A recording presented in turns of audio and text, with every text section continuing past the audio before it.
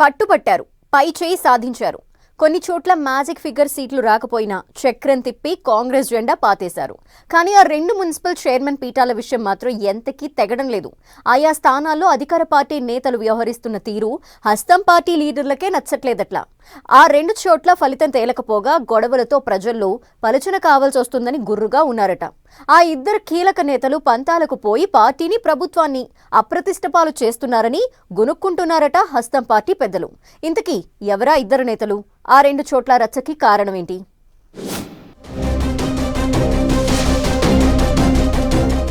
Ibrahimpatnam, Kethanapalli municipal పీఠాలపై వేడని ఉత్కంఠ.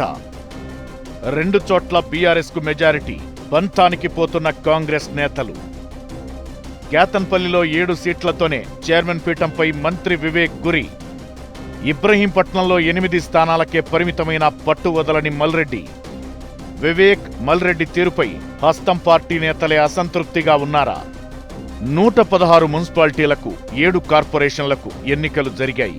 పొత్తులు, లాబింగ్లు నయానో బొయానో దాదాపు 100 మున్సిపాలిటీలు, 7 కార్పొరేషన్లను తమ ఖాతాలో వేసుకుంది హస్తం పార్టీ.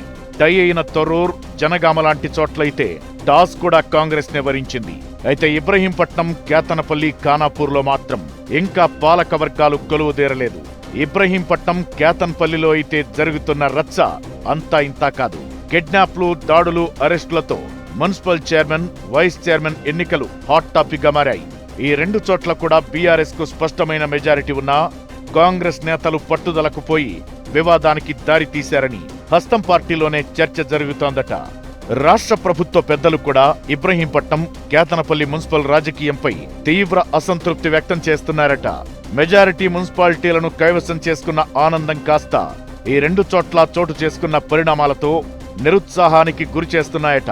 ఇబ్రహీంపట్నం, కేతనపల్లి మున్సిపాలిటీలను కైవసం చేసుకోవడంలో మంత్రి వివేక్, ఎమ్మెల్యే మల్రెడ్డి రంగారెడ్డి వ్యవహరిస్తున్న తీరుతో ప్రజల్లో చులకనవుతున్నామనే భావనతో ఉన్నారట కాంగ్రెస్ పెద్దలు.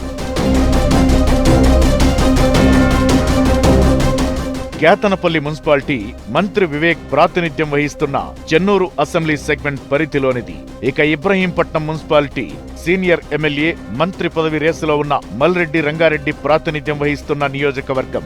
ఈ 2 చోట్ల బీఆర్ఎస్ కు చైర్మన్ పీఠానికి కావలసిన మెజారిటీ వచ్చింది. కేతన్పల్లిలో బీఆర్ఎస్ సిపిఐతో పొత్తు పెట్టుకుని మొత్తం 22 వార్డులకు గాను 14 స్థానాలు గెలుచుకున్నాయి.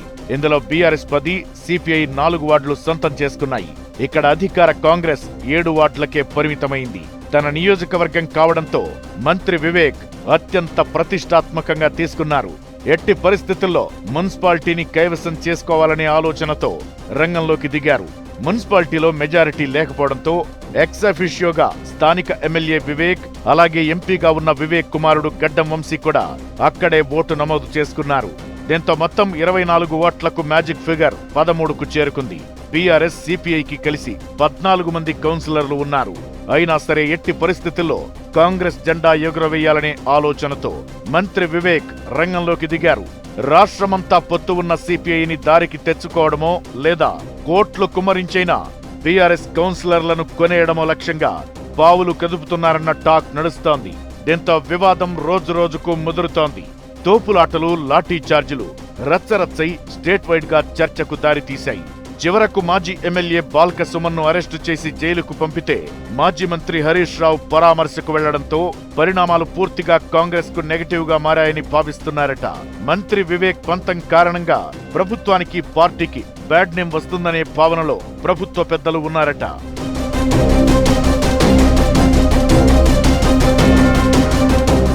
ఇక ఇబ్రహీంపట్నం మున్సిపాలిటీ పరిస్థితి కూడా ఇంచుమించు ఇదే విధంగా ఉంది.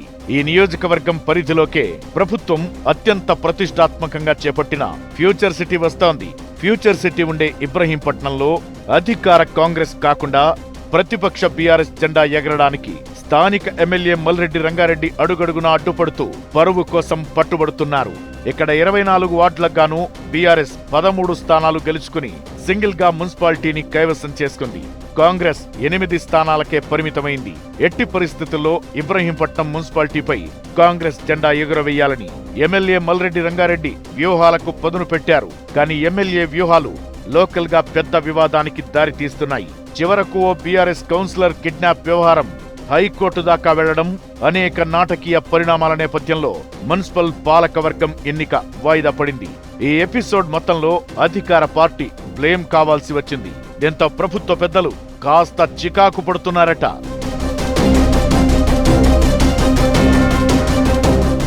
మున్సిపాలిటీలను కైవసం చేసుకోవాలంటే స్మూత్ గా డీల్ చేయాల్సింది పోయి అనవసరంగా రచ్చకు దారితీసి విపక్షానికి పొలిటికల్ మైలేజ్ పెంచుతున్నారని తీవ్ర అసహనం వ్యక్తం చేస్తున్నారట పార్టీ పెద్దలు.